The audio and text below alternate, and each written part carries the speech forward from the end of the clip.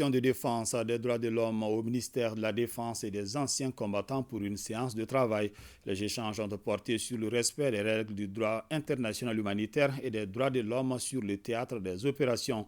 Et en la matière, le professionnalisme des femmes a été reconnu et salué par les hôtes du jour. Awadit Makamara. Les organisations de défense des droits de l'homme suivent de très près la situation sécuritaire du Mali. Elles veillent notamment au respect des droits humains sur le théâtre des opérations.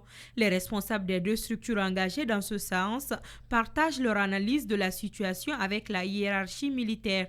Cette rencontre périodique a permis aux différentes parties d'évaluer non seulement la situation sécuritaire, mais aussi et surtout faire des propositions visant à encourager les femmes dans leur mission régalienne. Nous avons eu une oreille attentive de M. le ministre et nous avons souhaité, M. le ministre est d'accord avec nous, que le dialogue puisse se poursuivre pour que la question des droits de l'homme puisse être traitée. Pensons qu'il est important d'en faire davantage parce que nous savons que les opérations militaires dans le cadre d'un tel conflit, qui est un conflit asymétrique, ne peuvent aller sans des violations des droits de l'homme. Et nous pensons que le gouvernement devrait également mettre un point d'honneur à la redevabilité des militaires, donc engager des poursuites pour lutter contre l'impunité, de sorte que les violations des droits de l'homme qui puissent se commettre puissent être poursuivies et sanctionnées. C'est à ce prix-là, justement pour nous, que le Mali pourra retrouver la cohésion sociale, la réconciliation et surtout que la paix puisse revenir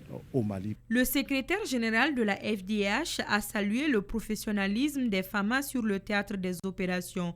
Il tire cependant le chapeau aux autorités de la transition qui ne ménagent aucun effort pour le respect des droits humains. En tout, les deux parties se sont engagées à tout mettre en œuvre pour favoriser le vivre ensemble, la cohésion sociale pour la stabilité du Mali.